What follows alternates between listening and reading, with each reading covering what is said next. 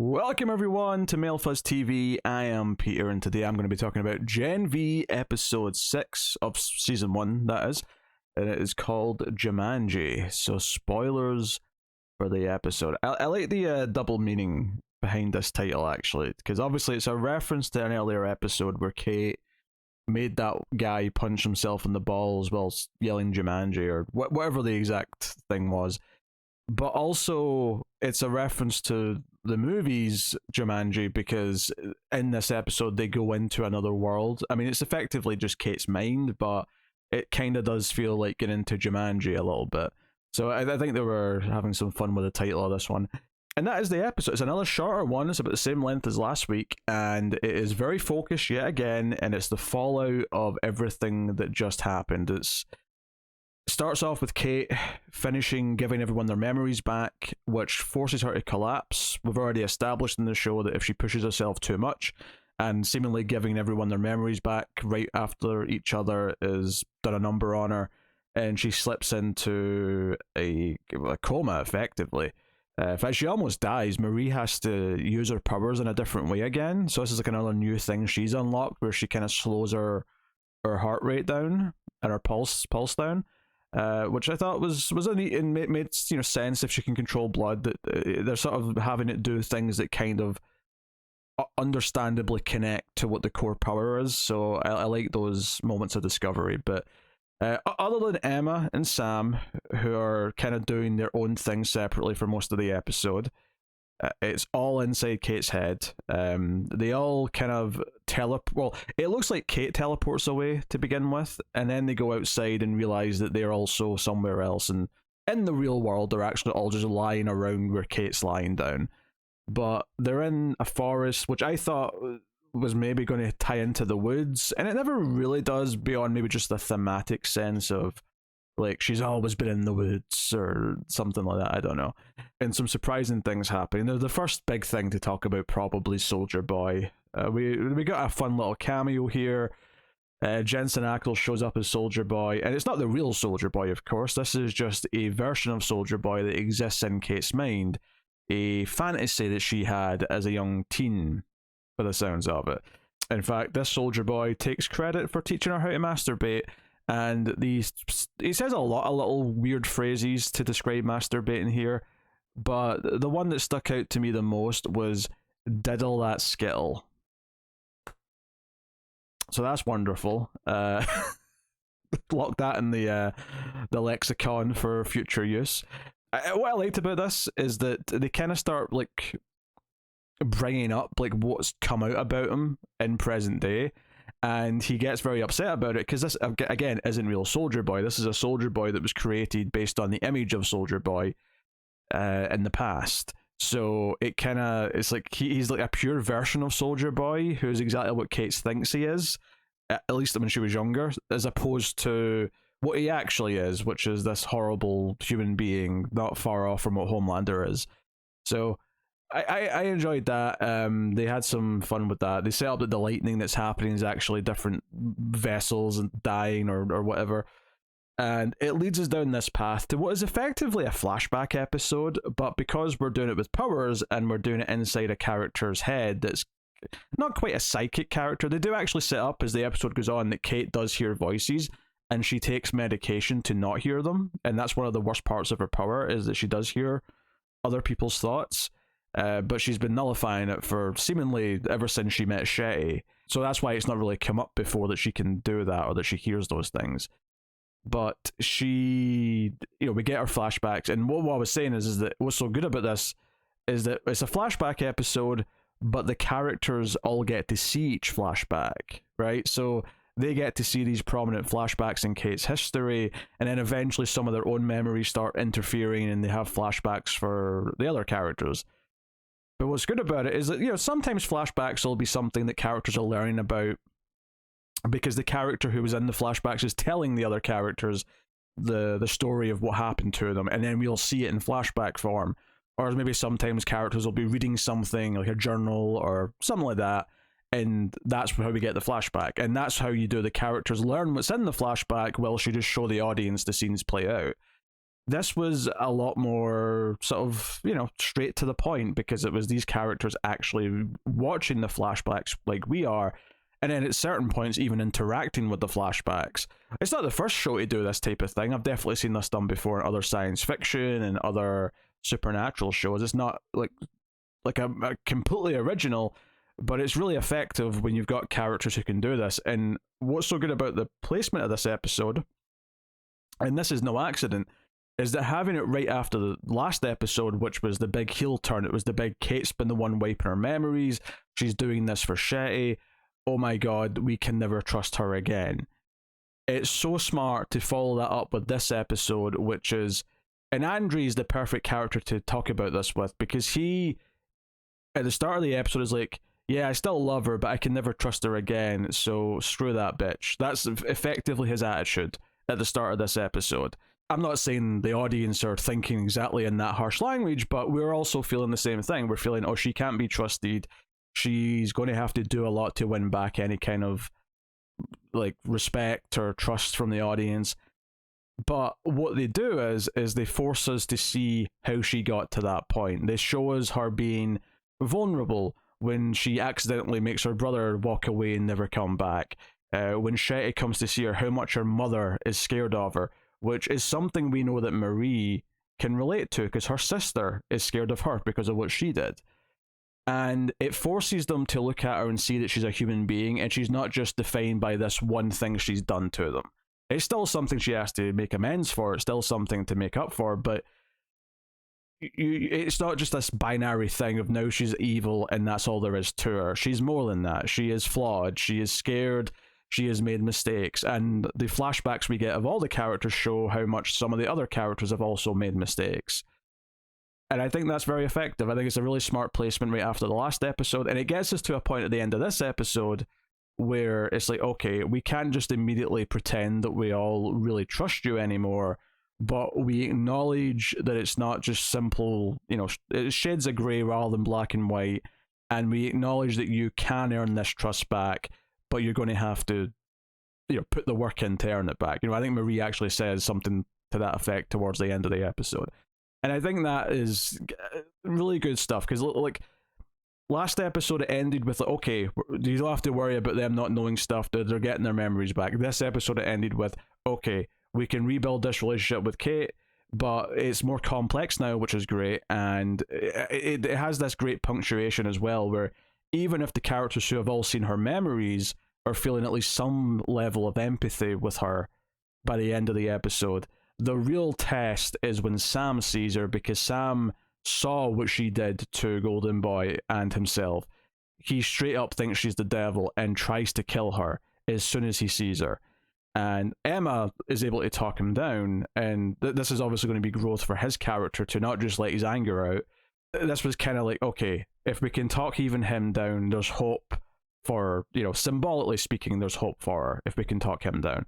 So I liked all that stuff, and we'll get into the scenes themselves, the various flashbacks. Like I said, there was the brother going missing and the mother being scared of her.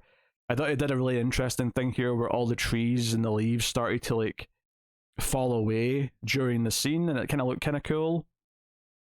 But the big scene is when Shetty comes to see her, and I think what was interesting to me, and the episode kind of hits you over the head with this a little bit, it makes it clear to draw the parallel here, but what Shetty says to Kate about not owing her mother anything, about it's not her, it's not your fault, is very similar to the speech that Kate gave to Marie when she was telling her to not to give her parents a second thought, like they did this to you, they gave you this drug, you have to let it control this yourself, blah blah. Like I can't even remember the exact lines that sounded similar, but they replayed some of that speech at one point in the audio, so you could actually draw the comparisons yourself quite easily without even having to think about it.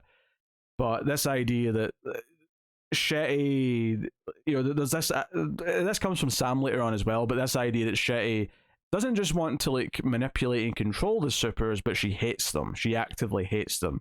And that's kind of what we get to at the end of the episode with the big reveal that, yeah, Vought want this thing that they're working on in the woods, the lab, to be a control mechanism. And we talked about that last episode about how this is like a Suicide Squad style thing.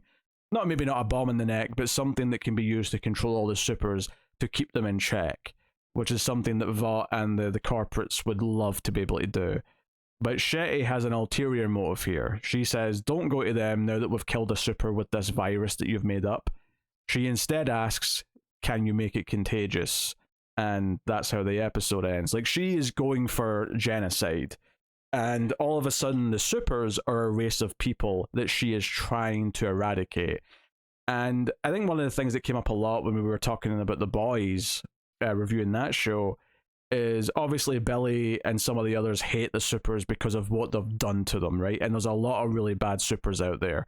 But a big part of the heart of the show was like, no, but Starlight is a good person. Some of these other supers, Maeve is actually very sympathetic and is a very redemptive character.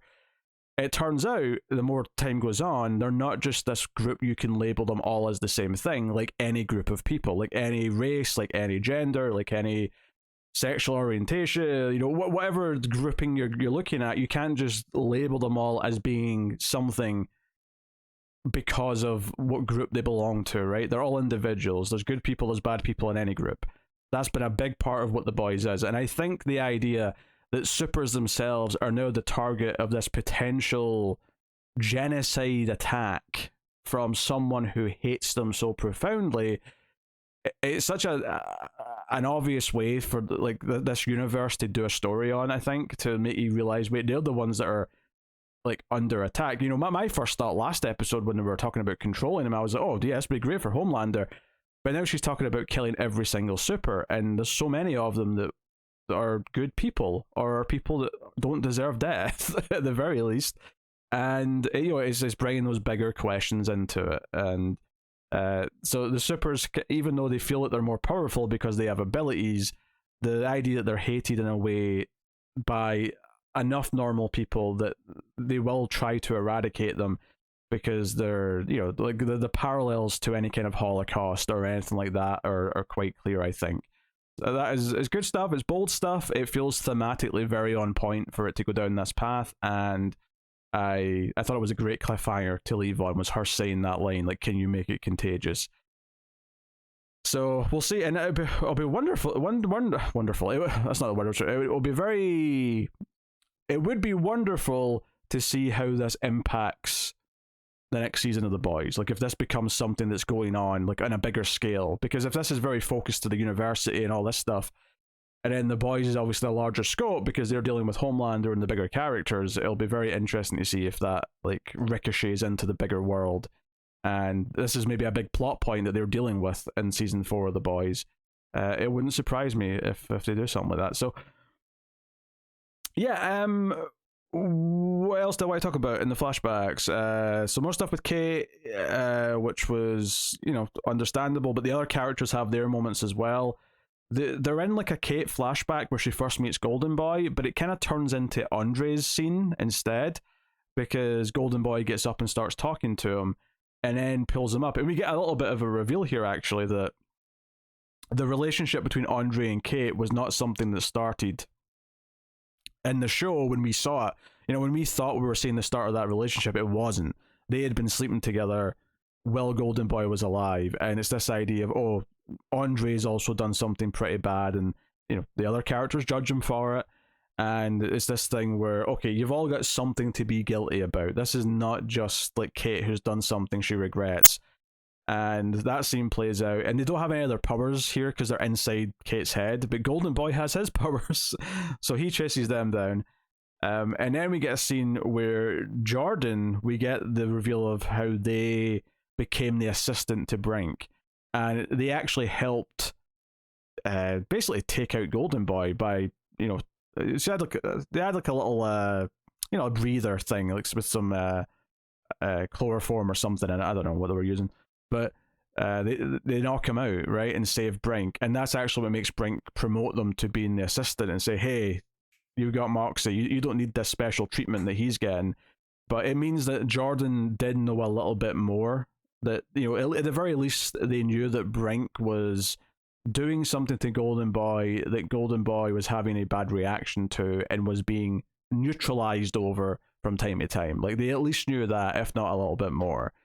And we even see a scene where it's like they were using Sam to effectively like boost Golden Boy. They were taking Sam's blood or whatever and like using him as like a, I don't know, not a battery, but like they were using him to amplify Golden Boy, and that's why they were keeping him trapped.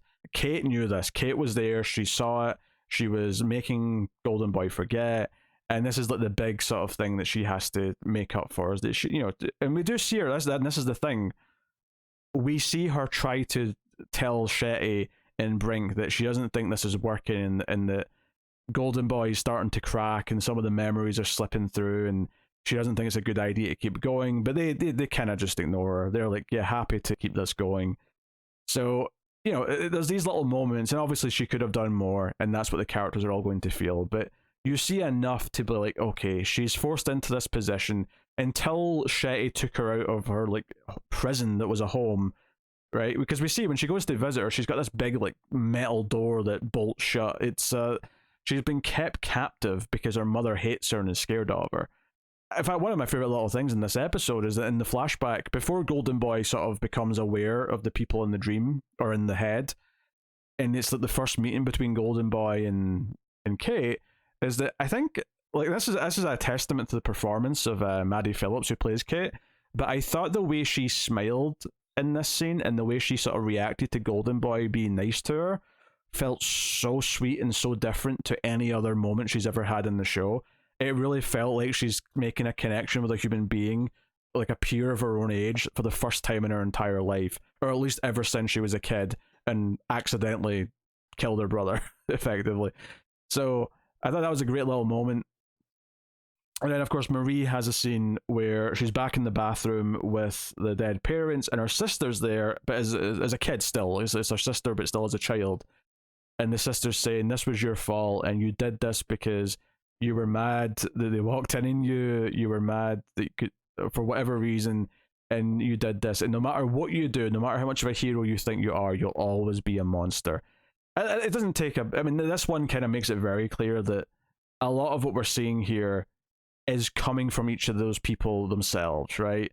This is Marie's inner conscience and her inner fears and, you know, her insecurities. This is what she thinks of herself. Even when she's trying to convince herself she isn't, she's scared that she'll always be a monster. And that's what this...